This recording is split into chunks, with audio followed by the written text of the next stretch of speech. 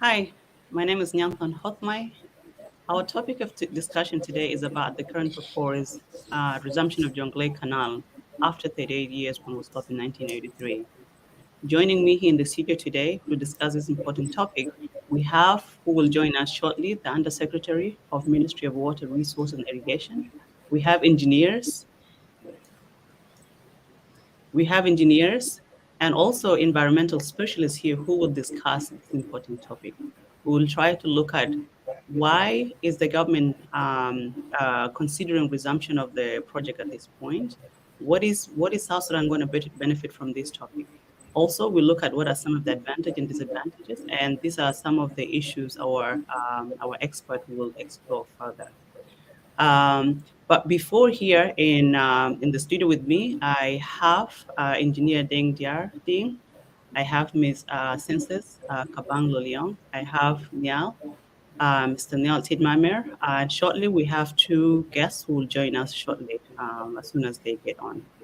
And before go to our expert in the studio, I would really like to give us a short background on what we are talking about today. Because I've just said we're talking about Jonglei Canal in the Sud wetland areas. So here, Jonglei Canal. So here, for you to understand what Jonglei Canal we're talking about, for those of you who don't understand, I will start by saying this, Aisha. Just bring the screen on. Yes. So I'll start by just showing you a map of what we are talking about today, just like a brief background before now we deep into our discussion. When you look at the map here, the one with the blue dots on the hand side, this is. I'll start by first telling you what talking about the Nile. So when you look at the blue line here, when the river leaves East African countries and enters South Sudan, the Nile become what we know as the Bahar al Jabal, the mountain, the river mountains. So, and now because of river mountain, we talk about mountains, of course, it's on higher ground. So now when the Nile or the Bahar al Jabal moves toward Bor and Mangala, when it start from Mangala and toward Bor, now we start entering low-lying areas. And you can see now the white part, I mean the blue part starting. This is where the wetlands start. We start seeing wetlands. This is because the land is flat, and as the Bahar al Jebel moves toward the Sud wetlands, the banks of the river is disappearing toward the land until when you go to Bor, you go to Shambe, and then now the Nile basically gets into a flat area where now the water is overflowing its bank, and this is where now we create these wetland areas. And because a lot of vegetation has developed in this area, when in this place we call Sud because it's in a is inaccessible, and also because the water now is in a very wide area, there's a lot of evaporation that takes place in this area. Most of the water that comes from East Africa that enters South Sudan and disappear to this place, we lose 50% of this water due to evaporation. Now the water leaves this Sud area and it goes and meet like Bahar al Ghazal, Bahar al Ghazal, I mean Bahar al Ghazal. It goes and meet at Lake No, and then now this is where now the real white Nile starts, and then it goes to Malakal to Khartoum, where it meets the Blue Nile and it forms the real Nile, and then it flows to Egypt. So for Egyptian, the water that we are losing here in South Sudan due to evaporation, the 50% that we are losing for them is water wasted. So in 1907, they proposed a man-made canal or river, a river that will bypass or will channel the water away instead of it entering the low-lying areas to be flooded and then we lose evaporation. They said that we could cut a man-made canal that can transport water straight from just above Bor, and this is when now we look at the map on the right-hand side, the gray one, right? So now you look at here, the canal. It's supposed to start around Bor, and then it goes all the way to Dolep Hill. So instead of the water getting through the Sud, we can bypass it by this man-made channel, and then it goes and meet White Nile, and then it flows to Khartoum and then to Egypt. So this is our discussion today, because we know there's a natural cause of how the water is flowing into South Sudan and how it leaves. And now, because of these sewage wetlands, livelihood depends on it. There's wildlife, there's so much that can be lost if we go to this artificial man-made channel. So this is what we are talking about today. So now recently, so the project started 1978. The construction went, and then it was stopped in 1984 by the SPLA. By that time, 240 kilometers of this canal has already been dug. So since then, the project stopped, and because of the civil war, nothing has, for the last 38 years, the project has been dormant. Now, recently, the government has shown that they are considering, or they've already made a decision that we are reconsidering this project. So the question here we are asking today, when we know there's been a lot of voices, environmentalists have explained that this will be a looming catastrophe in the Great Upper Nile region if we go with this man-made canal, why is our government making that decision to join at this point? And also, what benefit can they explain to us? What is that really that is our benefit? And then here as well, we have our experts who will weigh in as well on their views, why this is good or why this is bad for South Sudan. So I'll stop from here, and I'll go to our guest here in the studio. I'll start with Honorable Charles Niall, Engineer Dengdiar, and then Census to introduce yourself, tell us who you are, what you do, and what is your perspective, and what is your stand about this canal. And then next session, I will explain why you have that stand. So to you. I'll start with Honorable Charles. Just introduce yourself. Hello. Yes. Hi. Hello. Yes, we can hear you. Yes, yes. It is Honorable Charles here, Sanga. Sorry, I was locked off the application. Now I'm in because one of the process was not working. I'm known for my political activism and especially writings on political affairs, civil rights. So I'm well known for the case of either writing or as a civil rights activist in South Sudan, especially since the days when we were fighting for the independence of South Sudan. So currently I'm based in Juba, and some of the things from time to time also I write on whatever is happening and how we can improve, especially good governance and so on. While at the same time I can practice also as a communication electronics engineer. Thank you. Thank you. Next, Engineer Deng Dear, then Niall, and then Census. Hi, I'm John Deng Dear Ding, a South National, of course, a civil engineer by training. I have spent the better part of my career practicing engineering from 2005 when I graduated. I started working with the development agencies, that is CARE International, and then UNICEF, Save the Children UK, before I went to the UK for my further studies. So currently I work in Mombasa with Northern Corridor Secretariat as a Deputy Director for Infrastructure Development and Management. I focus on highway engineering, particularly on road safety.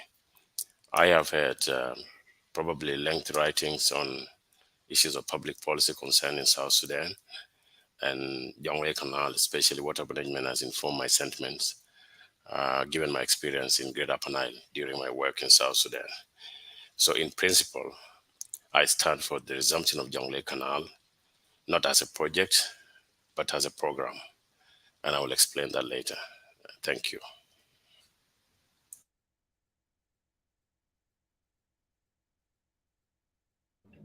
Mr. Niall, unmute yourself.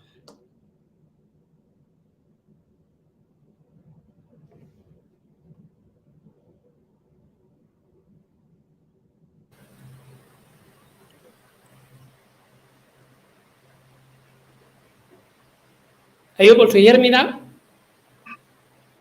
Hello? Good. Okay, thank you. Yes, my name is Niall Titmamir. I have been working as a researcher in the area of climate change, energy, and the environment.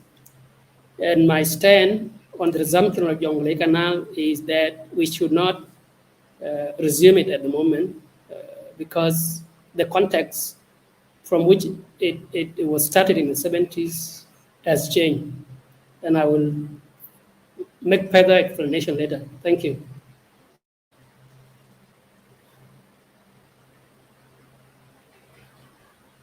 Good morning, good afternoon to all our listeners. Welcome to our discussion on the Jonglei Canal.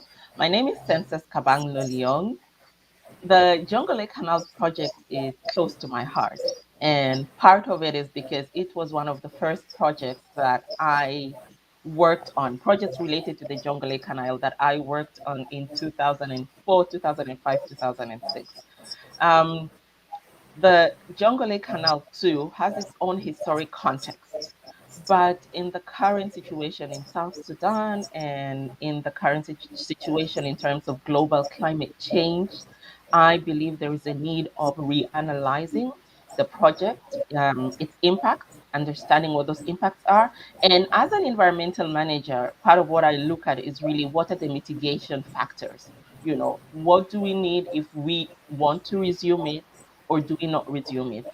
What are the things that we can do to decrease the impact of that project? Or what alternatives exist regarding the flooding, the level of flooding that occurs within the whole Jonglei zone? I have over 10 years of experience in environmental management, climate change, and socioeconomic issues regarding those aspects. And I come here to just give a balanced view as well as an analysis based on part of the last project that I worked on, which was in 2006. So yes, I am happy to be here with all our different specialists within their own field, and I hope this is a fruitful discussion. Thank you.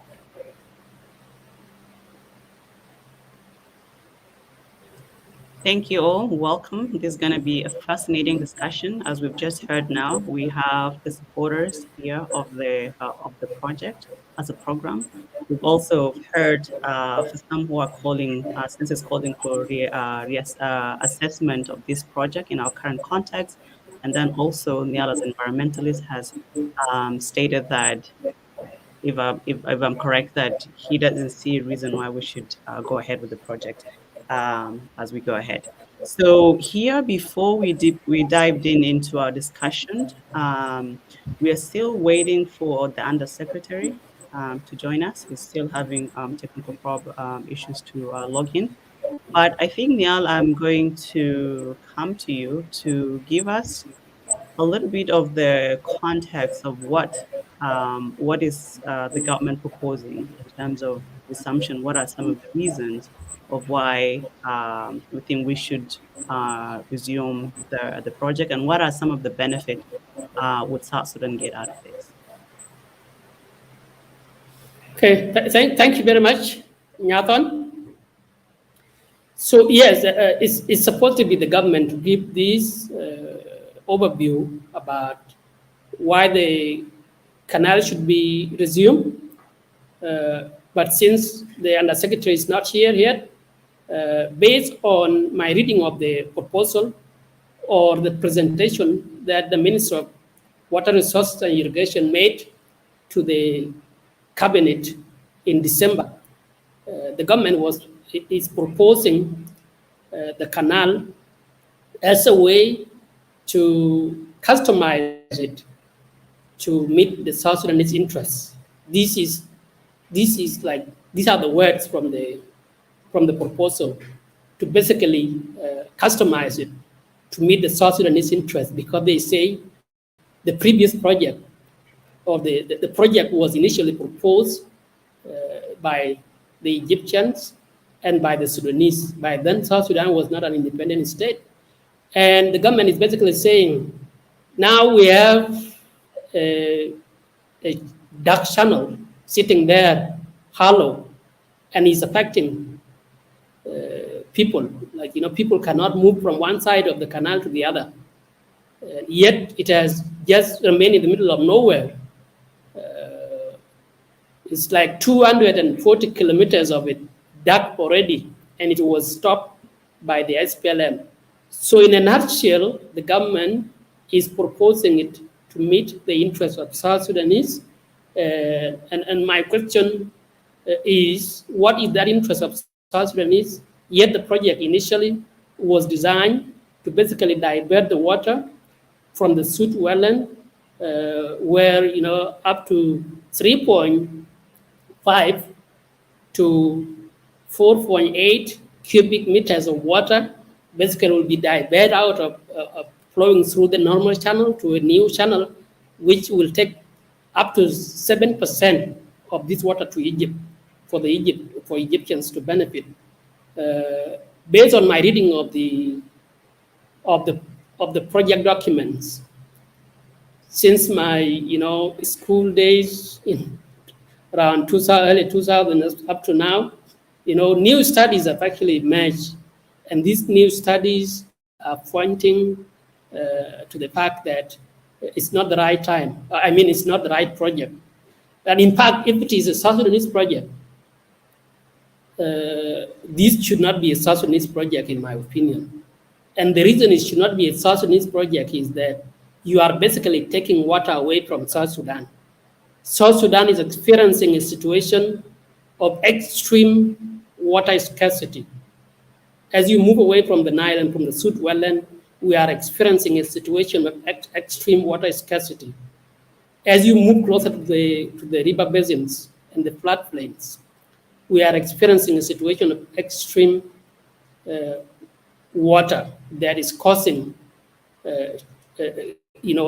real serious problem, impacts. Millions of people have been affected in the last 3 years. Each of the last 3 years, millions of people have been affected, basically. So in my opinion, and I'm adding my opinion to this because I was just stating the position of the government because the undersecretary is not there. My opinion is that the most important benefit the government is stating is that it will help us mitigate the flood level. Okay, if you can show there's a slide there that I want to show you. If you were to dig the canal, like 1/3 of South Sudan, 70 states are affected in South Sudan. And only Jonglei Canal, if you were actually to do Jonglei Canal to mitigate the level of flooding, is only going to be Western Jonglei. So that's Bosch County, Twitch East County, Duke County, part of Yud and Pangak, and then Eastern Lakes, especially Yerul East, and some part of Bintio. These are the only places that will be affected. But South Sudan, can you show the slide? I want to show the areas that are affected by flooding in South Sudan. And so if it is our interest, that is not going, you see the map, see the map, that first map, you just go down to the last. I will come to these ones later. Yes, this one, you see this map? So the Bahr Jabal, as mentioned earlier by Nyathon, is the one running in the middle there. And this is where the canal is going to divert the water away. So the flow through Bahr Jabal will reduce up to a certain level, the flood level. But if you see the eastern part, the Sobat Basin, you see the eastern part of the basin that is showing there, dark areas. The dark areas are the areas that are usually affected by flood in South Sudan. The eastern part of Jonglei, the eastern part of Upper Nile is not going to be mitigated. The flood level is not going to be mitigated in these places. The whole of Bahr Ghazal, basically the Bahr Ghazal River Basin, as you can see in the western part of the basin, it's not going to be touched. So if you are proposing this to address flooding, then this is the wrong project. It's not going to help the flooding. Of course, studies have to be made, even if we were to actually help the Western Jonglei and the Eastern Lake and Eastern Unity. if you were to help them using the canal, you have also need to understand the extent to which, a flood like the flood of last year will be mitigated by the water level that will be taken through the channel.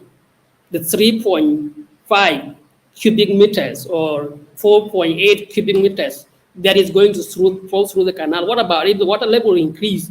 Are you sure that with the flatness of the area is not going to flood? The other point that I am opposed to the canal is, let's go to the first graph. As I mentioned earlier, the context have changed. In the 1970s, when the canal was started, we did not have any issues about climate change. So let's go to that. So now with climate change, we have seen up to 1.3 increase in temperatures. And with increase in temperatures, there is dry up of South Sudan. As you can see the map of South Sudan, the one in red areas, of course, where the limit of, this is a map of Sudan. The study that was done by the US Geological Survey, which was basically analyzing the impact of climate change and the projection. You can see here, the areas are drying up, and the drying up is basically encroaching from the north, as you can see, and it's encroaching from the east, especially from the northeast, into areas of Mayut, into areas of Nasir, in the southeast of South Sudan, Kapoita area, Taposa areas, into even Jonglei State and Pibor. The dryness is encroaching into these areas. It's also encroaching deep into Sud areas. So what I'm trying to say here is that when you decrease the level of water by taking it away using the canal, it means that you are going to exacerbate the level of dryness that is already happening now in South Sudan. Because as you can see in this map, from 1960s up to 1989, there has been a considerable decrease in the areas that used to receive considerable rainfall to support rain-fed agriculture. Up to 500 millimeter on annual basis have decreased. And with projected climate change, with projected increase in temperatures are basically drying up the area. And that's why we are now witnessing earlier in the season rainfall failures because of drying up. There is no moisture in the land, no moisture, and trees are drying up basically. When I was recently in Jamjang, as part of an effort to basically tour the area that are being affected, we saw in Jamjang the encroachment that is being shown by this map, where people are saying now there's a chip of onset of rainfall by up to 6 weeks. So instead of April, people are saying now they are receiving rain in June. This is what is happening basically in South Sudan. So you are taking water away. But it's not only just taking water away, you are concerned about what is a national heritage, the Sud wetland. It's a natural treasure, estimated at billions of dollars on annual basis in terms of the benefit through fishing, through cattle rearing, and through many other things, ecosystem services, and so on and so forth. So let me leave it here and let me give others a chance to say or to express their views. Thank you very much. Thank you. Thank you, Niall. And I think it's very clear from your statement that if you're using the canal for a reason to mitigate the flood, right, the canal is not going to be an effective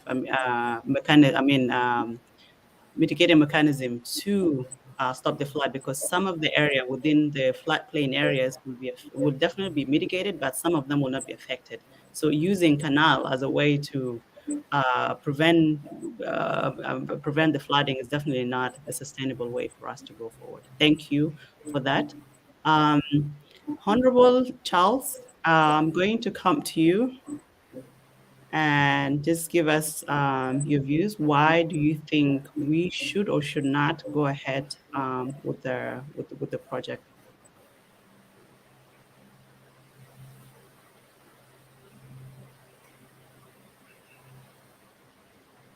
Honorable, you're unmute. We can't hear you.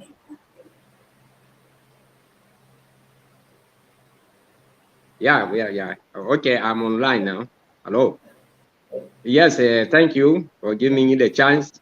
I want to mention that you see, initially when the project was started or put into as a project in 1974, I was still in the primary school. And I remember in those days, all the South Sudanese, the biggest demonstration in Juba took place.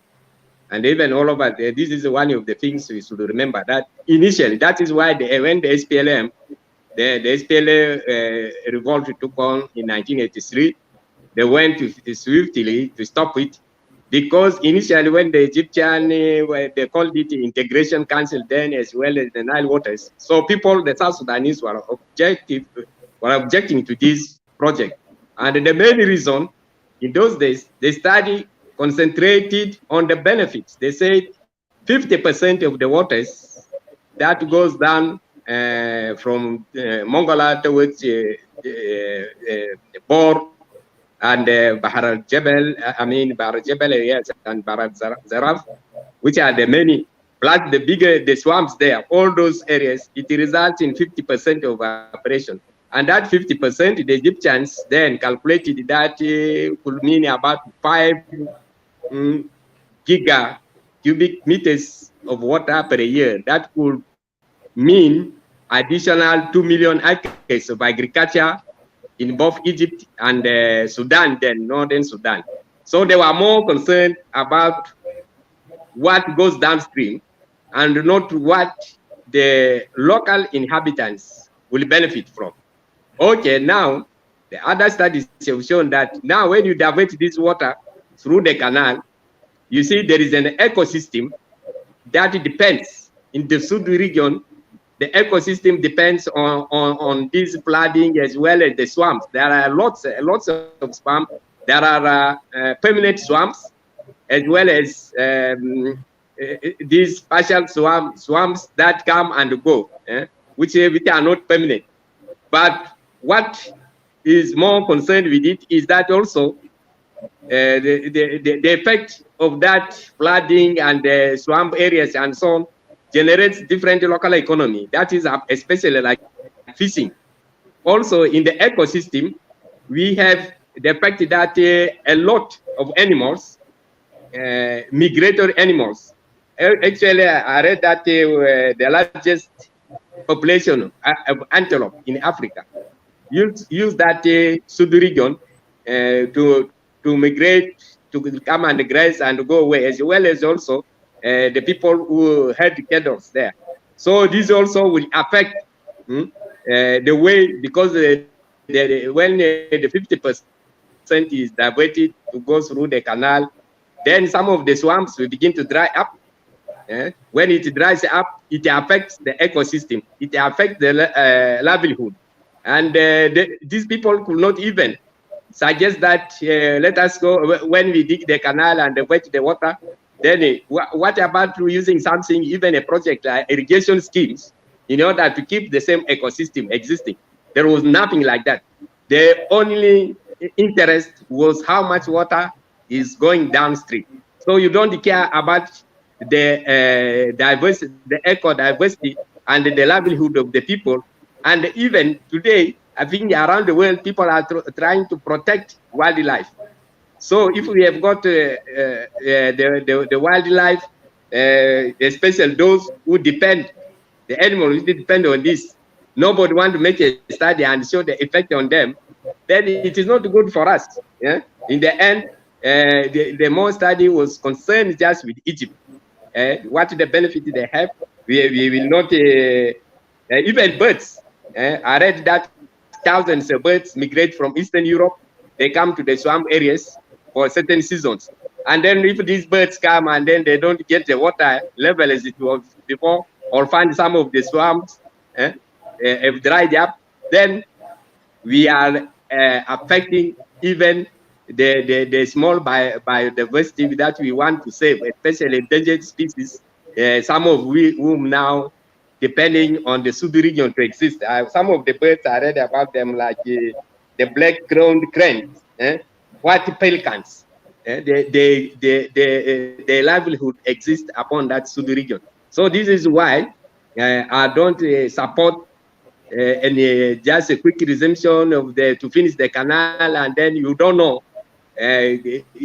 Now there are these issues that can affect the local population, can affect the vegetation, affect the animals, affect the birds, and everything that thrives on that type, because it has been there for thousands of years, and suddenly you just stop all the swamps, you make it begin to dry, then it is going to be a catastrophe for the ecosystem. So this is one of the many reasons and that was the main reason people started objecting, because they knew it is going to affect them. There will be no grazing lands for the cattle of migratory people who move around with their cattle, unless you come up with a comprehensive study or other projects that will be able to mitigate the effect of diverting the water from the canal. Then you cannot just jump and say, yes, let us just start and go like based on that studies that was done by the Egyptians for the interest of the Egyptians and for the interest of the Sudanese. Thank you. Yeah.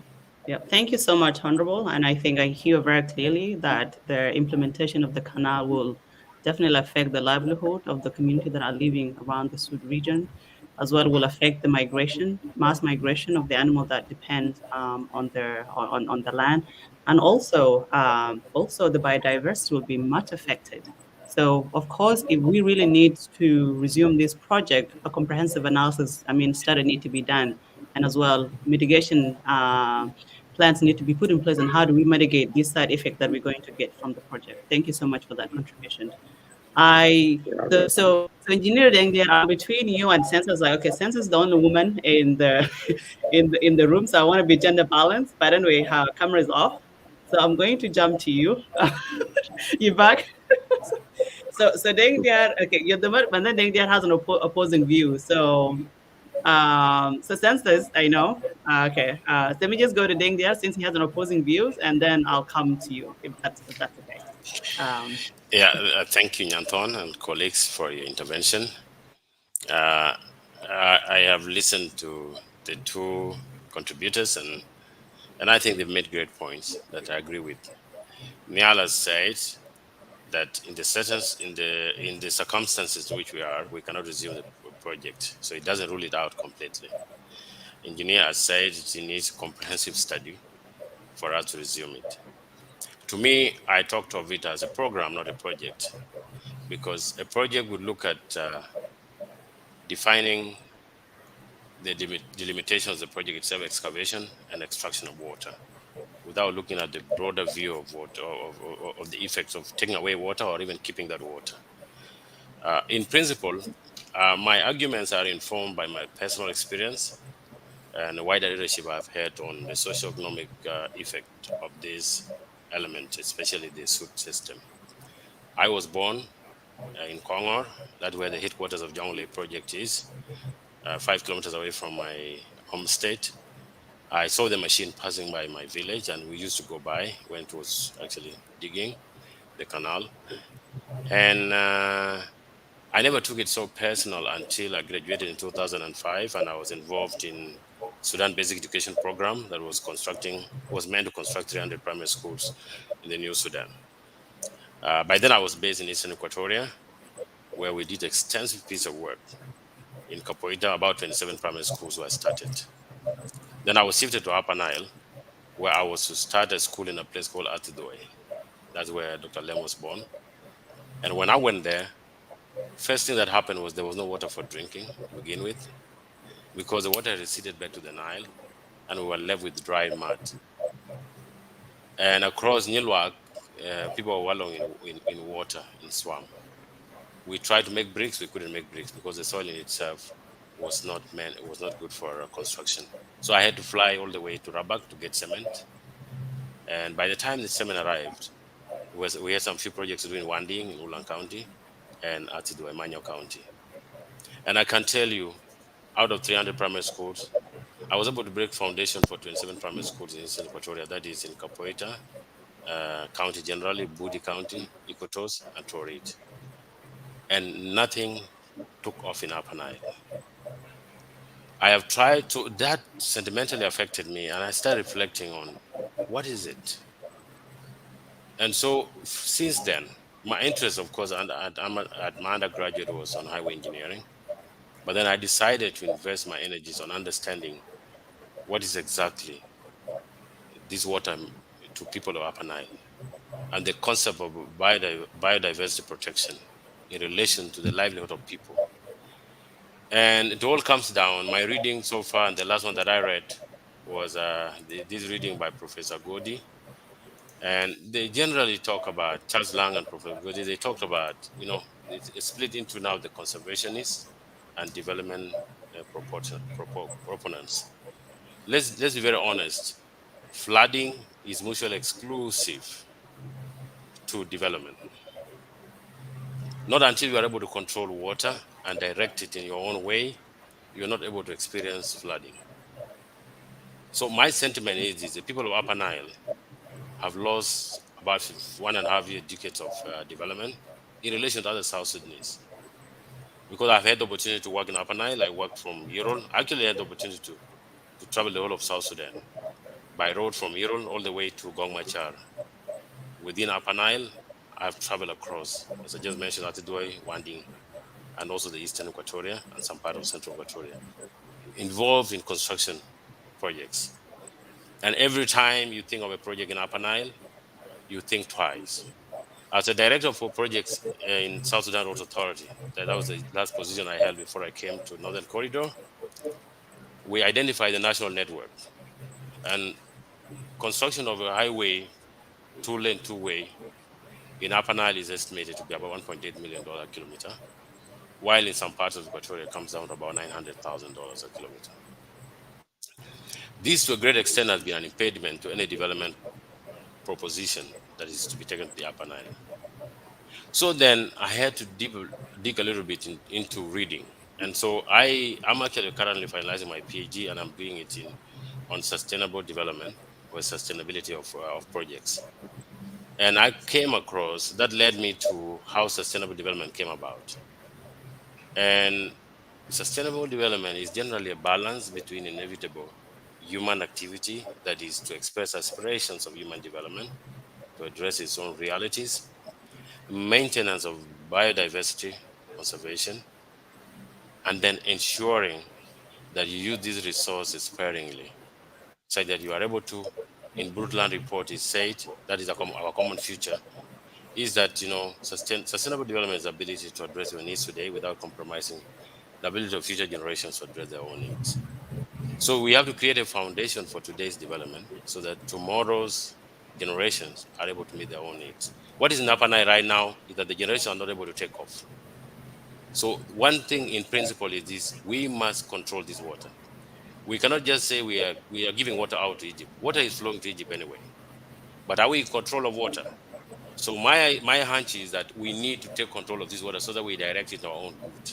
So number one, Jonglei Canal, instead of looking at it as a project, we expand it to a water resource utilization in South Sudan. Look at all the water bodies, map out, and Niall seems to have very good grasp of hydrology here. And then looking on how we can channelize this water. And even if it means Jonglei Canal, to me, is not a bad project. It can only be improvised. As an engineer, I believe we can manipulate nature to suit our needs. And that's why we are trained. So if we actually commission a comprehensive study of the project, talk of all those disadvantages that we see, which, by the way, I don't believe in the idea of saying that a lot of animals, especially in the eastern flock, will be affected, because I know animals have to travel almost 192 kilometers from Bibor to the Nile every year and go back. Jonglei Canal is just that one river that will move them away, that will move water closer to these animals in the Bibor plain. And we can even construct intervening channels, deter canals that actually can take water from even Bor, Pinko, for example, and even dig them further to even Akobo, to the area of Duochan, which is a desert. So that is engineering that can be done. But we are talking of principles here that, to me, we must take control of this water so that we are able to direct it. We cannot continue to actually live at the whims of nature. That whenever there's flooding, people lose their property, you lose your heritage, and you get delayed development. And then you sit back and think, if we let this water go, it will go Egypt. Water does not belong to us. And after all, this water is flowing. The only difference is that the amount of discharge that is coming into the area is more than what is exiting the wetland. And so we have the capability to redesign the channels. And if you've been to Amsterdam, you've seen water flowing at the bottom of Schiphol Airport, and that is fine. So what I'm proposing is a Jonglei Canal, one of the canals that can be constructed to reduce the volume of water or the overland flow that floods people. And as someone from my village, for example, of Kwangor, Jonglei Canal in itself will even give me more sustainable supply of water, because even during as you deal with the two hydrologic extremities, Niall, what you talked about as a total absence and excessive presence of water. Where I come from, during the wet season, it is a complete flood, and during the dry season, it is an absolute absence of water. With Jonglei Canal, you will have a permanent river 5 kilometers away from my village. It will change actually the water table, and I can plant actually plants year round, all year round. Tiang on the eastern bank, which I used to walk around with my dog to hunt, will be coming to drink and goes back to the plain. So looking at Jonglei Canal as a project, yeah, the politicization of it was something else. The compensation that came with it was something else. But ideally speaking, as a nation right now with new status, we are no longer in the menu. We are at the table. We should be able to lay our facts, fears, and discuss with open mind without fear of Egypt. After all, we are a member state, a nation state that is independent as Egypt. So our interests, we should be able to design this project in our own terms. And there's so much that we can do. If you go to Bentiu, Nyanton, the photo I sent to you yesterday, Yeah. I took it in Lair in 2007 when I was supervising a school next to the airstrip. You saw me, I had to take off my shoes and I had to walk on barefoot to the project site. And I can tell you, I interacted with people. I saw the wastewater of the oil being flooded by water and carried to farms. Around Coach, farmlands are lost. Not because the oil is being explored, not because the oil is being exploited, but because we do not have the control over the amount of water amount of overland flow, and how it interacts with our industrial activities. Yeah. So to be honest, the fear of saying this water is going to go to Egypt, to me, is unfounded. We are a nation. We can develop a water policy. We develop a regulatory framework that guides any intervention. And then everything is informed by data. So I am for the idea that, in principle, let's agree to take control of the water, get a comprehensive study to document all these fears, and then get the parameters for the design. That way, we shall be in control of our own affairs. Yeah. But otherwise, we cannot continue to say no, and people are suffering. Already, we have a national security issue. People have been displaced in Jonglei. Conflict is already developing in Eastern Equatoria. We cannot turn blind eye on those, and more can happen. I hear people. I read an article of an elder where population was about 40% of population will be relocated to Western Equatoria and Eastern Equatoria. That is not a barren land. There are people there. They have their livelihood that's completely different from these other people. Apart from the fact that I don't want to lose my heritage and ancestral land, I do not want to get into conflict with another South Sudanese. Yeah. Yeah. So, generally speaking, I tend to think, I'm sorry, I've spoken at length, but I tend to think we need to construct and control our own future by taking control of our natural resources rather than remaining at the whims of nature. Thank you. Thank you. Thank you so much, Dengdian. And Engineer Dengdian, I really like how you divide the two debates. There's the conservationist, and then there's the developmental. And I hear where you're coming from, the developmental perspective, that having Jonglei Canal would definitely, you just do agree that in certain extent it will help mitigate the flooding.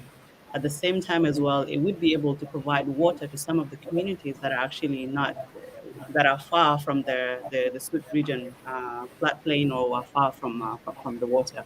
This is very clear, and I see what is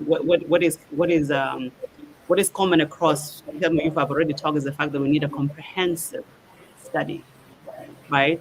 But now we are talking of this plan that was already put in place.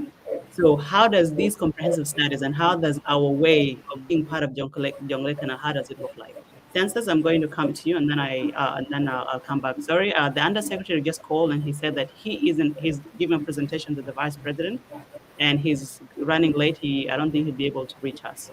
So he gave our blessing to continue with the conversation, and then whatever we decide, whatever our recommendation we get from here, we can pass them to the ministry. So census to you. All right, thank you. Niall, may you mute your mic because there is a background sound coming. Yeah. Asha, I was wondering if you can put up the slides. And so I have heard what Engineer Charles said, as well as what Niall said, and Engineer Dendiar. And it's great to have different perspective, because when we have different perspective, it means that we are in fact paying attention to the challenges that we have. Um, I want 1 second. My kids have switched off my light. Hold on. Okay. So Aisha, is that way we can change the orientation of the map while waiting for census to come? If we can, the other way. Okay, if it's not possible, that's fine. So while we are waiting on census, okay.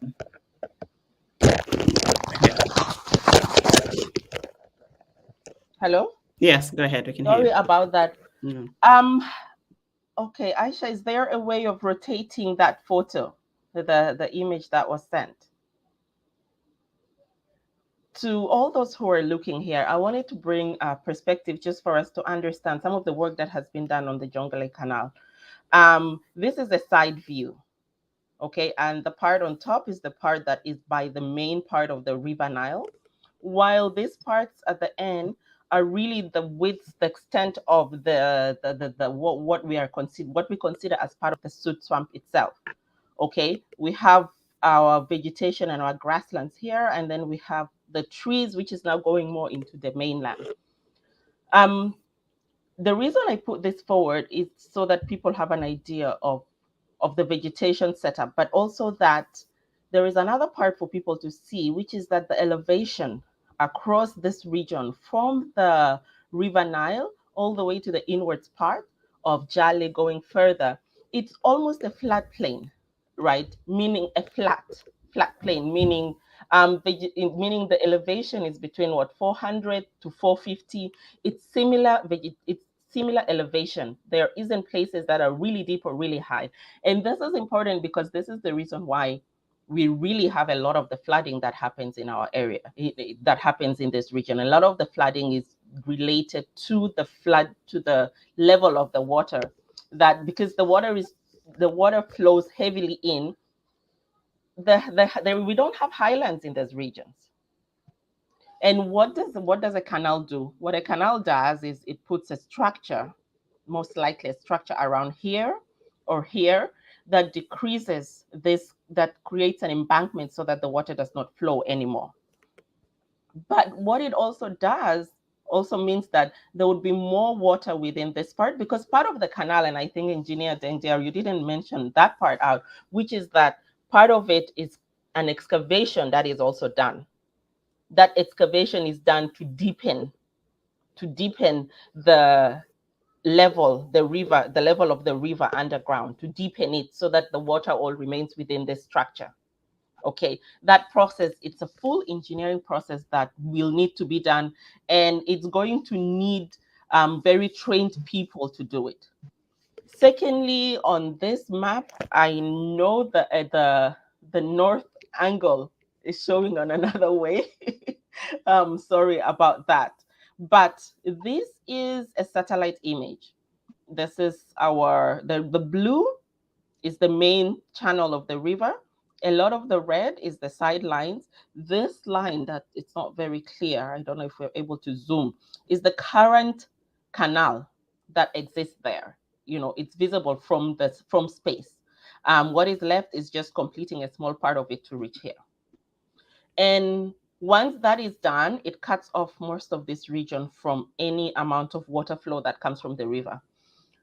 Another part to remember too, because of the low land, people are able to fish everywhere. Currently, I mean, if you go to Jonglei, and Jonglei is one of the closest towns here, right? You'll find that you can fish anywhere along these areas because the water creates a lot of pools. The river creates a lot of pools. And there is an abundance of fish and abundance of life, of aquatic life there, which is an important part in terms of fishing, local fisheries system. They're able to access these regions and able to even live and create their own fishing communities there. When we look at this from an environmental impact assessment entity, and I think this is one thing that has to be resumed and done, what we are trying to understand is, will there be a difference of fishing, for instance, for these communities? Because we want to look at their livelihood. How does this project affect their livelihood? Will it be a very significant difference, or would it be something that can be easily mitigated? Secondly, we are also looking at wildlife, because this whole Jonglei area is known as the Jonglei biosphere. Within this biosphere, what we're looking at, what is the impact of wildlife? Does that stop wildlife migration across these regions, or does it still allow it? If it does stop it or impact it, how do we help change that process? Okay, if you create now a huge pool or a huge dam of some sort, are animals able to move on that, or does it mean that a lot of them are going to drown? Excuse me. Secondly, has there been any changes in terms of the wildlife migration in the region? Because we know a lot of people have come back and settled, right? But when it gets flooded, they all move out. But with them being there, what shift has happened within the wildlife migration, and how will this canal impact that? Those are things that that needs to be studied, so we have more technical information. And on this is the second for my last slide. This image here is an image of the current canal that exists. Okay, it shows that that area floods during the rainy season a lot. These other ones are just dikes that were designed around the area in the past. Different dikes that some of our nonprofit organizations have done, like the WFP. A lot of these dikes that are done, they usually just use maram, which means when there is a lot of rain and flooding, all of that mud breaks apart, and so they lose those structures. What does the canal do? The canal creates a permanent structure that does not disappear, and continues to serve its purpose. But first, what is the purpose that we want? So this is some things that we also need to study. And with the last slide, Asha, if you can show that. With my last slide, what I am also trying to show is that most of this canal part has already been constructed.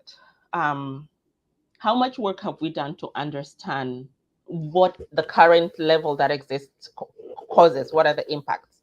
There is a debate that is currently ongoing, and part of it states that the Sud swamp is a carbon sink.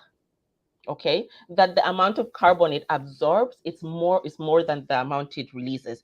Because some of the debates that people use, some of the reasons they use is that there's a lot of methane coming from the Sud swamp, and that is why we need the canal to decrease the amount of methane. But yet there are certain satellite research that are being done that shows that the swamp itself is a carbon sink. It meaning it's absorbing carbon. How is that a benefit and a positive for us as a country? Aisha, it would be the last slide. I don't know if you're able to get to that. But I am bringing a perspective that looks at impacts, positive versus negative. On the positive front, we do want to control water flow. We want to control how much water pours from the river. We want to create land for people to be able to live, land that is dry. that if they do need water, we're able to use pipes to get water to them, or we're able to dig ditches, ditches or trenches to get water from the River Nile or from the canal if it's done onto those areas where those communities are. I think we always need to look at what is our 10, 20, 30-year, 50-year plan for that region, because every project that is done now has catastrophic impact. These impacts could be positive or could be negative. And when we have a lot of population coming closer, because once you have the canal, you'll have a lot of people coming closer to live there since it's now a dry land. And our highway pretty much goes adjacent to the canal, right? Will this impact on the amount of poaching that happens, wildlife poaching that happens there?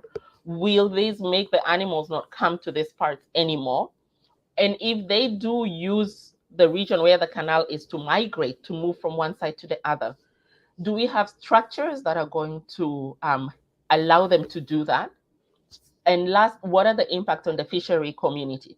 Does this change the areas of fishing, and does it change where the fish spawn, where the fish are breeding? Does it have significant change on how these are happening? So I see my role here as one of giving different perspective of the project, of one that calls on government to have an actual assessment done, one that is also a strategic environmental assessment that looks at what is the importance of the River Nile and the canal in South Sudan, and how does any construction on it change population growth as well as sustaining people's livelihood. I hope this helps all of you, those who are for it and against it, in better analyzing this project. And then, yes, I went there when it was dry season. I went when it was rainy season, and because I was doing a vegetation analysis, I had to keep my stuff on my head, and I had GPS trying to pinpoint areas, and the water was all the way up to my chest. I mean, that's the level it is, and nothing can move because of the sand. The soil that we have there is black cotton soil. Anything that goes into it gets stuck. So this shifts a lot of the work that can be done within this region, and how best, how do you let people live in such an environment? It's really difficult. We have to find a way to make it better for them, and also for the pastoralists to be able to migrate within the same region that they live in, the same way the wildlife animals do, without needing to leave their own homeland. So this is my submission in this discussion. Yeah. Back to you, Nyathon. Yeah, thank you so much, Census. Thank you so much, Census. And I think for me, what I see, there's a gap here because Undersecretary is not here. And part of what the gap he could have filled was the fact that we wanted to understand what is the design exactly of this Jonglei Canal. And I think Niall has mentioned, what is the capacity or what is the volume of water the canal is designed to divert away from from the swamp or from the wetlands. Are we saying that the canal is going to divert 100% of the water? There's nothing going to be flowing there. How much is it taking out of that? And then now looking at the study and say that, okay, this is the amount that we're going to take out. How much impact does that have in the size of the wetlands, and how much does that have an indirect impact in those services that rely on it? And also, and then this will understand this as well, knowing what is the capacity of the of the Bahar al Jebel itself, and now, so these are some of the things that we could have heard from the government. What is exactly the design? And I want to add my perspective as well, because this is a subject I'm very passionate about, is the fact that I look at the design how it was proposed at the beginning. And part of the Jonglei Canal, it comes with developmental program, as Deng Diar said before. And here they have part of, because the impact that we are addressing, it has been researched, and I'm sure there's Jonglei Technical Committee that was set up to help the implementation of the canal.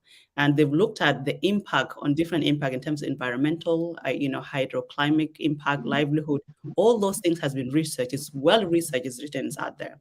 So part of the mitigation that they proposed was to build a flyover the canal, so that it gives the people and the animal the way to, if they're migrating, so that it doesn't prevent the natural route that was created.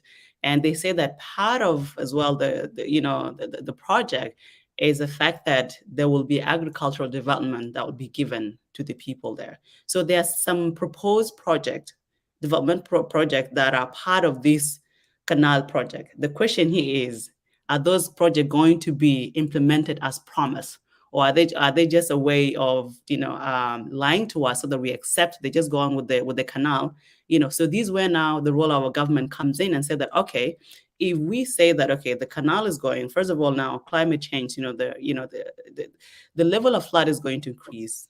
The fact that now with climate change, the high rainfall in the East African region, of course the floodplain is going to increase.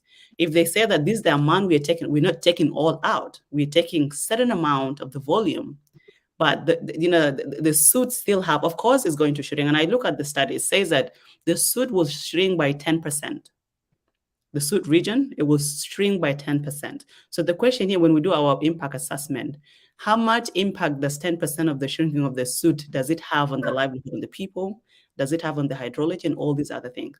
So I think there's much to be looked into, and the research is out there. We just need to look into what makes sense for us. And I think I hear you guys all where you say that the project was initially planned was for Egypt. It was not for us.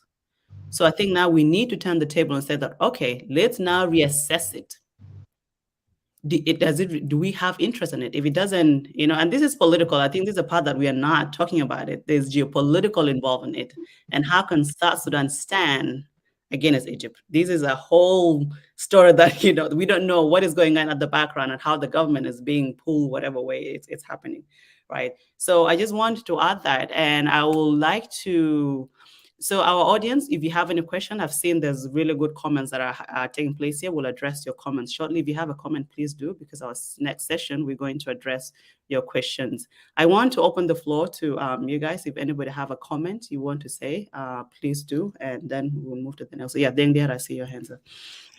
Yeah, thank you so much, Anton, again, and thank you, Census. I think, generally speaking, when I listen to Census, I looked at a researcher, and this is how I want to look at this. When we talk of Jonglei Canal as a project, as I earlier mentioned, it means we are already sold for the project without necessarily looking at a broader picture.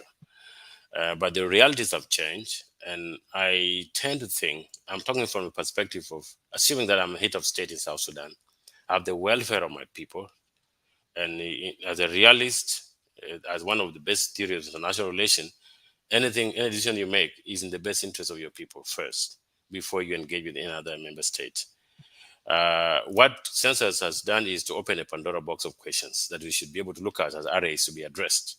Is, feasibility studies, engineering design, social impact assessment, and detailed environmental studies. I would want to, if the Undersecretary was here, I would be very much interested to know the methodology that they're using, because we're not going to approach this as Jonglei Canal. We are going to approach it as a water management issue in South Sudan, so that we know, we project what are our industrial needs in about 20 to 100 years. What would be our agricultural needs, so that we know where to impound water and where to drain it. What are our domestic needs? What are our ecological needs, where we talk of wildlife and now the biodiversity, that is the plants that we have in the Sud area. And having traveled personally when I was very young, I had the opportunity to go closer to the Nile and with my grandfather. And I had opportunity when I left around 1987. I have the memories of the challenges that came with the absence of water during the dry season, and the benefits of actually doing the fishing. Ideally speaking, during the dry season, you had more access to fish than during the wet season, because you only be fishing on fish that is floating outside, that is actually floating outside. But during the dry season, you have access to the Nile and the tributaries where you get the real fish. But one thing that hit me the most, and I really want us to think about, is the idea that during the dry season, you completely have no access to water. The land is dry, cracks are everywhere, people are emaciated. Yet in about 6 months down the line, you will have water all over. I would wish to listen to the undersecretary to know the capacity, because if they want to approach it as a project, then what are the project brief? Because there should be criteria of implementing this project. For example, how much water are we leaving to our people? What value addition are we giving? Because one thing is sure, we don't need water all over our land. We need to control water. We need to be able, even if it means constructing sluice gates at Mangala, for example, where if we see that, or at the mouth of canal, where we see that the volume has gone down, then we are able to control the amount of water that goes through the canal. We can actually narrow that using sluice gates. We can construct weirs and install gates the way it is done in Uganda. When we feel like there's so much water, then we are able to open the gate so that much water is left so that our people are not inundated. All this can be done. On the wildlife, I can tell you for free that these, especially the tiang and the other animals in the east, the Jonglei Canal is on the positive note, because I'm sure you'll be bringing water closer to the animals on the plains. Of course, census has raised something that, people will settle. There will be population growth. That brings in challenges of poaching. Poaching are things that now you put in regulatory measures now to control the population and even confine these animals so that you're able to find them in the zoos and reserves, other than actually allowing them to wander all over. That is what is done all over the world. So we do not want our country to be to operate using a Malthusian era, where population explodes, it collapses, and then regenerates. No, we should be able to control our destiny. I have seen someone actually challenging me on the basis of not having experience on the River Nile. For sure, I agree that in the end, water could be flowing much more outside than inside. But Jonglei Canal, as Census put it, it creates a barrier of water entry in all directions. The water we are discussing here is actually the inflow, the discharge from Uganda. Once you get into the canal and we open the other end, because right now, as much as we think it has been done about 80%, it is redundant because it doesn't have entry and exit. And the intention is to ensure that when there is so much water, it leaves. And when there's little water, we'll be able to retain it. So let me interject here, though. But who is going to control the entry of the water and the exit of the water? We shall design. This is now engineering design comes in as a nation state of South Sudan. We now do the hydrologic study. We look at the projection, and then we design the canal. So in the canal at the entry, for example, we shall certainly have either sluice gates to control the entry, and at Malakal is where the exit, right, into the Sobat. Yeah, that point in time, for example, is when we think that the water level is going down, we are able to install a sluice gate, for example, to say the water that leaves this land can be reduced by this volume. And by the way, there's aspect that we're not looking at. The conflict between Egypt and South Sudan, I didn't want to talk about it. Egypt and Ethiopia is an opportunity of water diplomacy for South Sudan. If, for example, how is it? Ethiopia is desperately in need of completing this project so that it advances industrialization. Yeah. Egypt, on the other hand, is very much worried about the loss of water volume. South Sudan has water that is not controlled, and it is up for sale, for example. If we can control this water and trade 1 cubic meter for a megawatt, and we say, for example, Egypt, why do you have to fight Ethiopia? We have some water here to spend as South Sudan, but we need industrialization. We need energy. And we say for every volume of water that goes to Egypt, for example, if Ethiopia compensates us, we get an offtake agreement, this number of megawatts to use for industrialization in South Sudan, then we shall be in control of these two countries for the rest of our lives. Okay. Now we say, if we decide to reduce the water volume, then Egypt will come to us and say, hey, can you let the water come? Then we tell Ethiopia and then increase the amount of energy that we need for our industries. But all this can only happen if we have done a comprehensive study, understand our parameters, what are our needs, what are our cons and pros, and then now we actually sit at the table confident of our information and face it out in a way we know which card to pull when and how. Yeah. But otherwise, just like the way we're jumping in as a government now, is they're just going to bring machines and open it up. It's a disaster. Yeah, it's a disaster for our people. There's no question about that. Yes. So I need to be understood that I believe my hunch is that water must be controlled. We should be in charge of our environment, no matter what. Number two, human being is the epicenter of ecosystem. To me, let me be honest with you, even if it means losing suit and making sure that our people live decent livelihood, our kids are able to go to school. They have access to first-class medical facilities that we have constructed, be it because in the end, the essence of ecosystem is actually manipulated to serve human interests. You cannot let go of the people and think that you have a wetland where people will be coming from Europe to see these UNESCO preservation or conservation without people. Where are we? Where Yeah. are we? I want to go to my village. I want historic buildings to come in my village. I want my children to go to school in my village. I want my kids to have access to facilities and world-class services in my village. So there's a So question I want to follow, Engineer Dengdiar, but I want to give other people chances because the question here, I think we need to look into the implementation.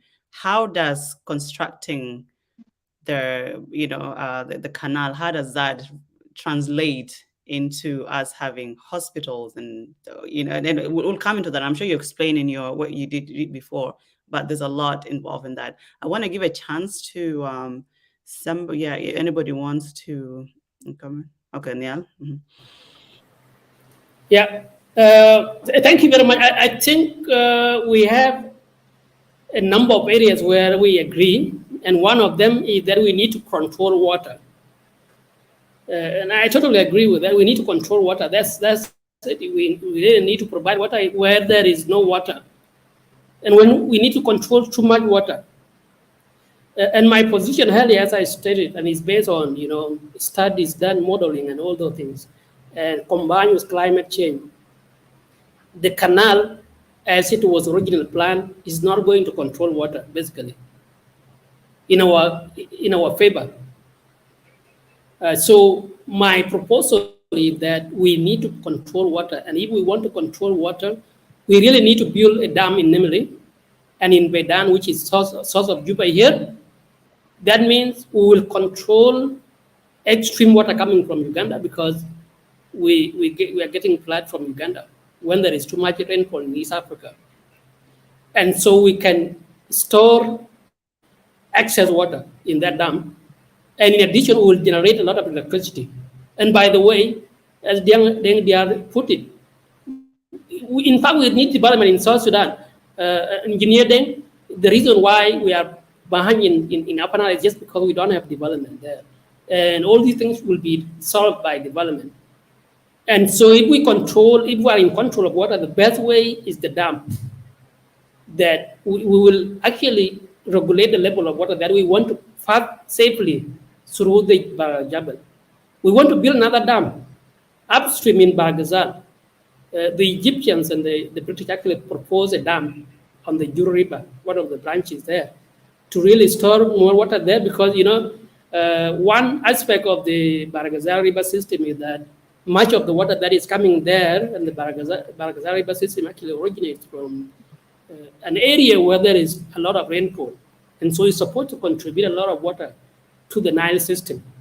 But much of it is lost through evaporation because in the swamps of Barghazal, the water is lost completely. So that's why that dam was proposed to basically store that water and use it for irrigation in Barghazal areas, and also to basically create enough room in the river, like through the dredging, so that the extra water can just still go down the Nile. And then on the Sobat or Baro, Akoba River, another dam should be built there. We need to generate electricity. Electricity is the engine of, the driver of industrialization. And development is basically industrialization. If we cannot industrialize, we cannot develop.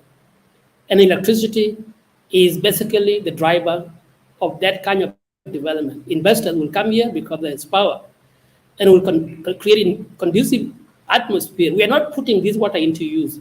And so I totally agree, but I'm just opposed to the idea that we are basically focusing on the Jonglei Canal. Do you know what? Jonglei Canal was basically the interest of Egypt because it's diverting the water to Egypt. But in fact, when we look at it holistically, we need to actually redesign the project, and we can call it the South Sudan Nile project, the South Sudan Water Management Project, basically, which is we store excess water that now causes flood in the dam in Nimili. We can even talk with Uganda, and we can use the Lake Albert, because Lake Albert was proposed by the British. Because Lake Albert is a natural reservoir. It's a matter of putting the dam at the mouth of Lake Albert. And then whenever we don't need much water, we control that water and we can only allow what can pass safely through here. And in the past, by the way, in Pinko, which is east of Bor, irrigation, plantation to be irrigated using water, a canal was supposed to be constructed from the Mesa, going basically northeast to provide irrigation water, create reservoirs, water reservoirs along the way, to irrigate all the way from southeast of Bor's house up to Twitch. The irrigation was proposed independent of Jonglei Canal, by the way. These are some of the things that they were proposed by the British. But then when the British left, the Egyptians only picked the Jonglei Canal and they ran away with it. But the Equatorial Nile project actually had all these things, had series of dams from Uganda, the Owen Spol Dam, which was completed by the Ugandans, the Kyoga Dam to control the terrain, the runoff from the terrain to store more water there, the Lake Albert, the dam in Nimili, which is now Pula, and Pula is supposed to be run of the river, hydro, but it's supposed to be dug. If you want to store enough capacity, then you have to dig it. And this is what we should focus on as South Sudanese: store enough water, control the water, and release it when we want it. This will be the one that will meet the interests of South Sudan. It will control the water, I mean the flood, and it will also generate electricity. And we can just control it. So we don't want to reduce the level of sewage wetland where it will have drastic impact.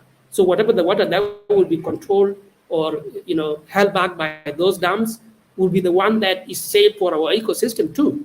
So this is my perspective. This is my alternative, because in my earlier intervention, I was only saying why it should not be carried out at the moment.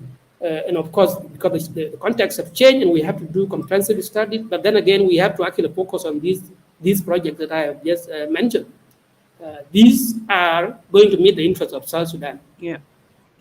Thank you. Yeah, thank you, Niall. I think you've sort of brought it together, and I hear Engineer Dengdia, and I hear Sense, and I hear Honorable Charles, and you.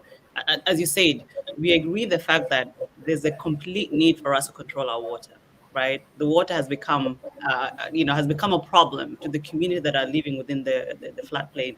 And if now Jonglei Canal is there to provide that respite that we need, I'm sure we can all jump on it. But we say it, and then we all agree, no, the Jonglei Canal was initially built for the interests of Egypt, because Egypt is 95% desert. Nile is their livelihood, and they can do whatever they can to make sure that they provide water to their citizens. They don't care about the citizen of the upstream countries. Their role is the interest of their citizens, and we know that was the objective of why the Jonglei Canal was created in the first place. So how do we come now and attach our interest and say that Jonglei now is actually canal is now also addressing our interests? Because even during when it was being planned, it was the Khartoum, because it's for them to make sure as well Khartoum still have some water for their irrigation, for their dam, but nothing was for the South Sudan.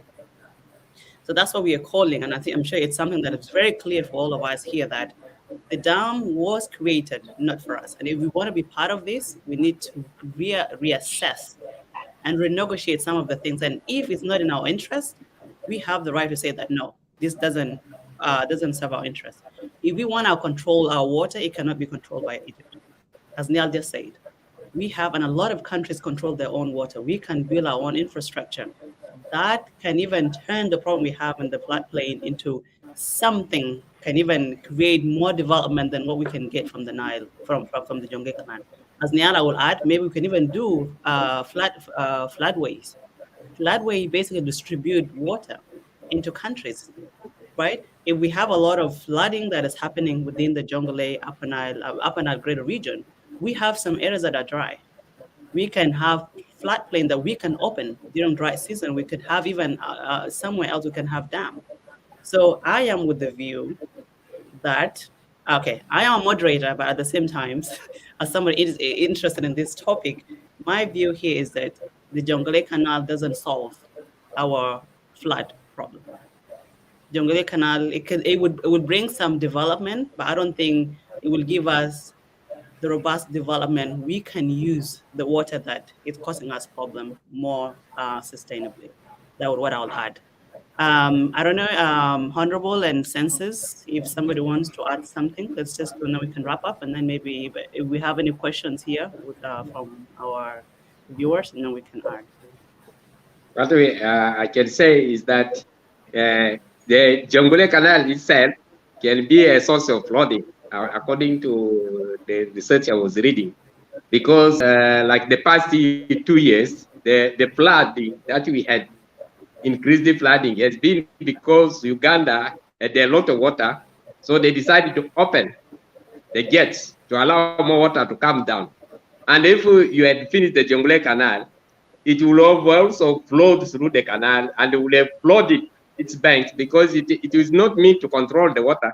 It's meant to take the water downstream to the Egyptian. So that flooding will be affecting the western side as well as that eastern side where the Jonglei Canal might be, as long as we don't have a means on the way to prevent that extra water.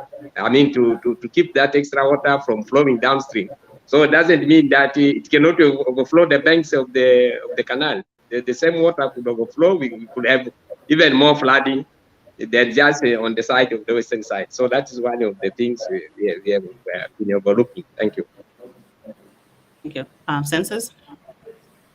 Yes, thank you. And I like the points that have been brought forward. I think they are very valid. First off, just to respond to Engineer Dengtiar, regarding the wildlife, I think one important part that we can do regarding managing it is really to just have a national park. Zoos have become a very dangerous thing to do because you are imprisoning what already exists in the ecosystem. And so I think just having a national park can keep them within a certain surrounded area. And secondly, in the geopolitical front, there is a part that we didn't bring forward, which is that South Sudan hasn't signed the new adaptation of the Nile Basin Initiative. Okay. And part of that is to break us off from the old Nile agreement that Egypt has used to control or to push its powers on what other countries do along the Nile. It's important that South Sudan signs that and then works with the other countries to try and look at how do you really manage this in a new process, in a new way, where we have construction we want to do. We currently use less than 10% of the River Nile water. We use less than 10%. We're not even using enough of it. And this would be one way of first freeing South Sudan from needing to be under the Egyptian hold, if we can put it that way. Another part, where is the funding coming from? How much is such a project going to cost? Because completing this project creates a full shift. The way the canal is built to follow the old one, it comes all the way to Mangala, where instead of the water all going into the swamp itself, the water will now be blocked to go more into one line. So completing this create a full change in this whole environment. It's an expensive project. Where is the funding coming from? And what is this funding related to? Is it a thing where we are just going to get a loan that we will offset through our petroleum, through our crude oil, or is our government going to be campaigning to access funding from international bodies for this? Because it's going to be a challenge to access funding for some of the things we want to do.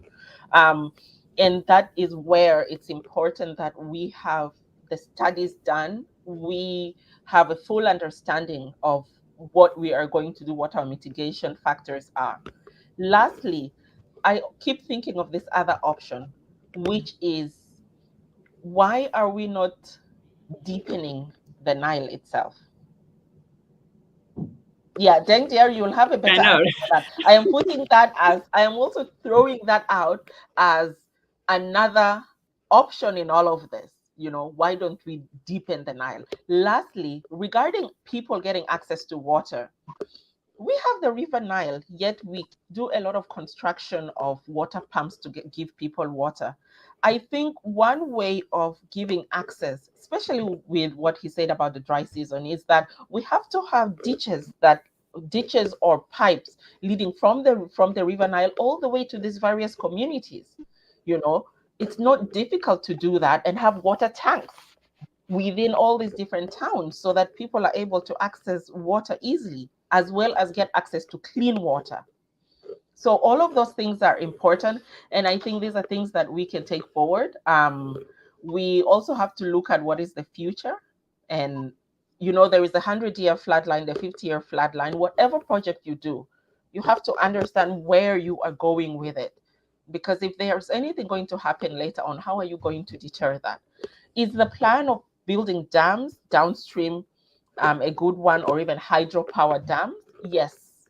There is a lot of pressure with the water that comes from Uganda into South Sudan. So if we have dams, it's easy to offset that, and it's easy to control that water, but it also gives us hydropower. So I think we have alternatives of what can be done, and it's important that we look at all of them. Thank you very much. I am complete. Thank you. So Deng Dian has an objection. I think we need to conclude our session. I know the topic is very vast. We can't cover it all in one session, but Deng Dian was objecting about Yeah, the... I have actually written a piece on comparing all the alternatives: the damming of the water, dredging, which is generally deepening of the Nile, and then Jonglei Canal. And of the three options, to be honest, I find Jonglei Canal more friendly, because what happens when you do the dredging sensors, you are simply transporting water that's coming from Uganda directly in the channel of Nile, direct to Egypt. You are in effect doing what Jonglei Canal is going to do, but in a more quick way, in a less interactive manner to the people and the environment. What Jonglei Canal does, Jonglei Canal, by the way, is not a very bad idea as such. It's only that we have to review it. Because what it does is that, you divert water from Mangala, you have another river running parallel with the main Nile. So the people who are 60 kilometers away from the main Nile will have water throughout the year. But then what we need to look at is how much water does Jonglei Canal control, and how do we take care on an overland flow that comes from the rainfall. This is where now we have to do the design so that we have maybe intervening canals. We have maybe to have what we call transient dams, where water will have to be stored temporarily, and then it overflows, it goes back to the river, and it goes, so that we have water stored assured throughout the year. But at the same time, we do not want to have a dead dam. Dead dam will create waterborne disease environment. That will also be another problem in itself. So deepening of the Nile is a problem, because what has happened, the expansion of soot is as a result of growth of vegetation in the Nile and siltation. And that is what has created the soot that we embrace so much. So if we deepen the Nile, all the water will go back, and we shall have a dry bank all the way running. Yeah. So that is my take. Yeah. On how schools are affected by water, and Nyanton, you had asked that. Literally. Yeah, Niall will come after, yeah. Yeah, literally, as I mentioned earlier on, I once lived in Nial's village in Jale. My car got stuck and I slept there for a whole night until the next day in the morning. Literally, development in Upper Nile is impractical currently, with water all over. The variables, 1 cubic of aggregate to take it to Upper Nile, hiring workers, doing every element of development, it makes it impossible to do anything in Upper Nile as we speak. But if we are in control of water, then it means development can be all year round. The environment can be habitable, and that can bring development in the long term. But as long as people are uprooted, development is self-impeded, you can never see tomorrow generation settle in Upper Nile. So in the real sense, I've written a piece that I might need to share with you guys. I want to actually to enrich you with academic reference, because I wrote it generally as analysis that talks of all the options, including I have actually referenced John Garang's take on the Jonglei Canal. He didn't condemn it. What he said was the socio-economic projects that were required, including the PINCO, and how it was going to impact on the, you call it transformation approach rather than crisis management approach. So Jonglei Canal per se is not a bad idea, but we just have to look at it as a transformative project within a wider water resource management in South Sudan. other than being a project of its own to take water to Egypt. Thank you. Yeah. Yes. Okay. Thank you very much to all of you. I think this has been a very constructive discussion, and we have looked at all the options. Let me say something about the dredging. In fact, before, like 40 years ago, the Nile used to be dredged by the Egyptian Department of Irrigation, and the dredging basically, unless you are actually deepening the river, the magnitude of the digging that you are going to do inside the existing channel, that may be different. But dredging has always been done, and it was never a serious issue because it was done for navigation purposes, to basically to make the river navigable. And so if it is done, I don't think it's going to add much in terms of controlling the flood level, for sure. But if you straighten certain channels for the water to go straight, the water may not, of course, spill over as it has been doing through flooding. So if you do dredging, you can do a combination of dredging, normal dredging that has been done. The reason it stopped is because of the war in 1983. But it used to be done by the Egyptians, and then also South Sudan took over, and was held by partners. So dredging is not a bad idea, and especially the Bahr Ghazal river system used to be only useful for dredging because, as I said earlier, much of the water basically evaporates and doesn't reach the White Nile. Second point is what Sensor raised about the methane emission from the soot wetland. The methane emission from the soot wetland is basically a function of global warming. Most of the wetlands now are releasing a lot of methane because of rise in temperatures. The rising temperatures are the one causing it. And so it cannot even be blamed on South Sudan. It's basically an impact of climate change itself. And so what should be done is not actually to get rid of the wetland, because in fact the wetland on the other hand are also the carbon sink, because of a lot of plants in the wetland is absorbing carbon dioxide. At the moment, the studies have not been done, so we cannot actually say with certainty. But what we can say now is that there could be some sort of offset. The methane that is being released and the carbon dioxide that is being absorbed, we don't know the extent to which they are offsetting each other, and that should be looked at. Also, methane also can be looked at in terms of how it can be used and controlled. Technology research should be done in this area. On the issue of the canal, if we were to actually focus on Jonglei Canal with other alternatives, we can say we can use different models. In fact, some of the studies done are proposing 4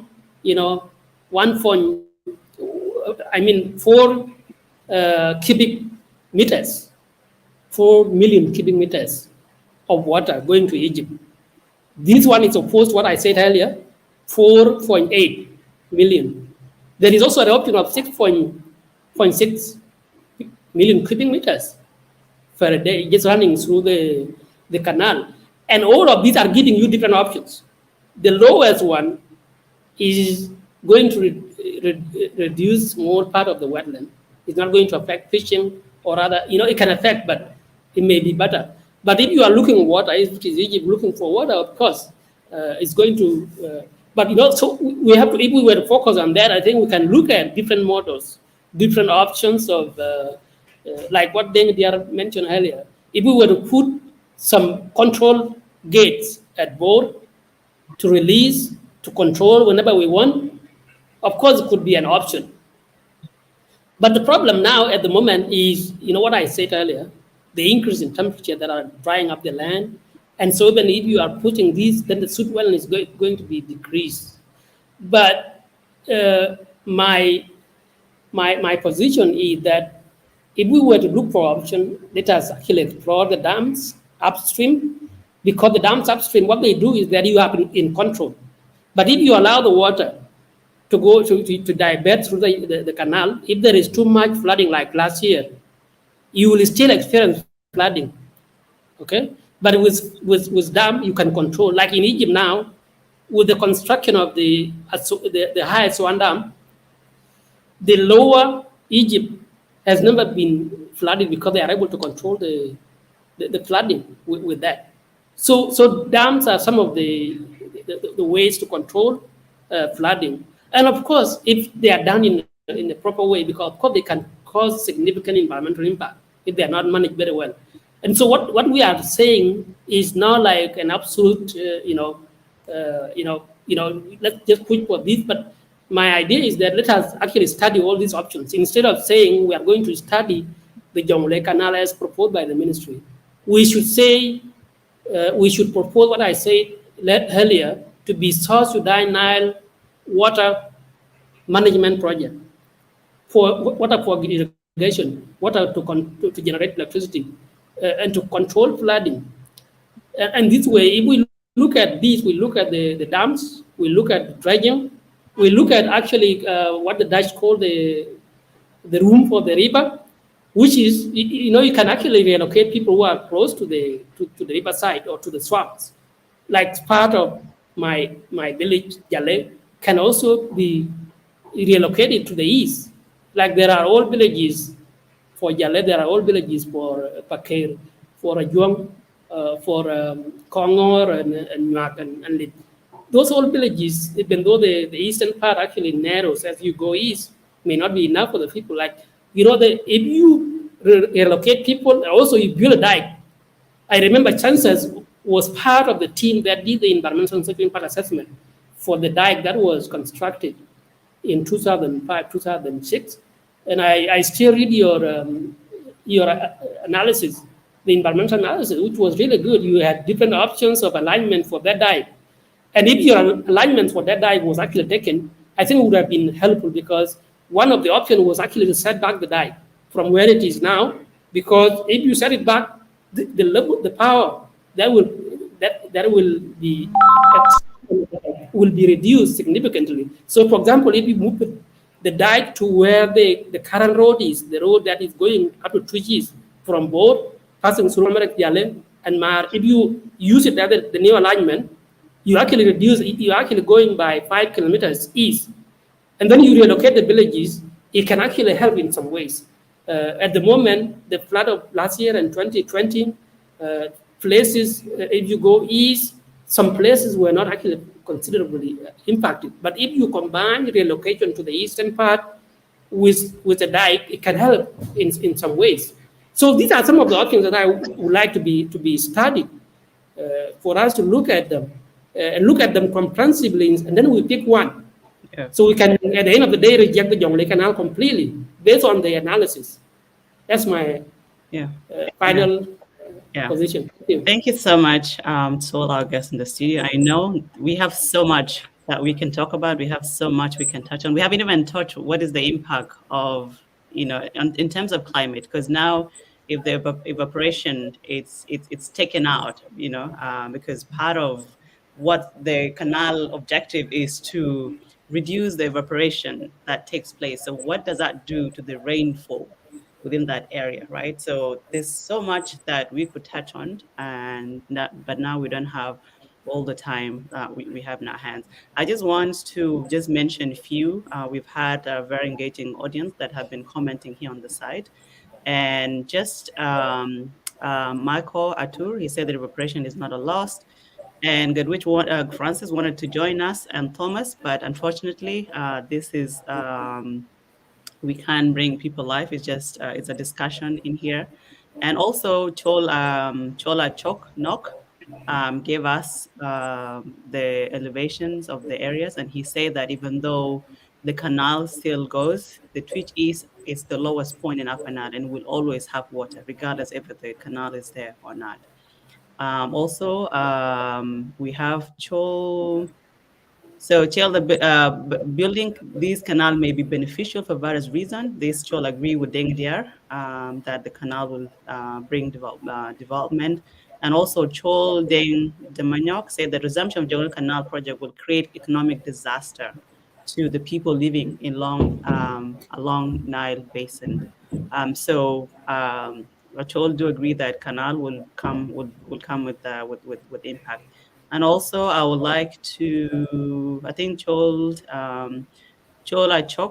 still agree with Deng there. So that's all I could say. I want to thank Loki. I want to thank Abraham Erjo Kwal, Loki, all, and for those I've not, and then Kong Deng. So please, I will come to the end of our program. I would like to thank all our viewers and all our guests is here in the studio. The time, I would really want this to go on forever because we're learning so much. It's very interesting. It's very educative. But at the end of the day, we have to end it. And for this, I would like to thank Aisha. She's always behind doing the technical work, and for creating this platform for us to have discussion about these national issues, and also to all their supporters and our funders who are helping us to keep this program running. Thank you, Census. Thank you, Engineer Dengdiar. Thank you, Niall, and thank you, Honorable Charles Akasinga, for being here with us. I know we still all have a lot to say, but we don't have time to say it all. So I'll thank you guys so much. Thank you. Thank you very much. Thank you very much. Okay.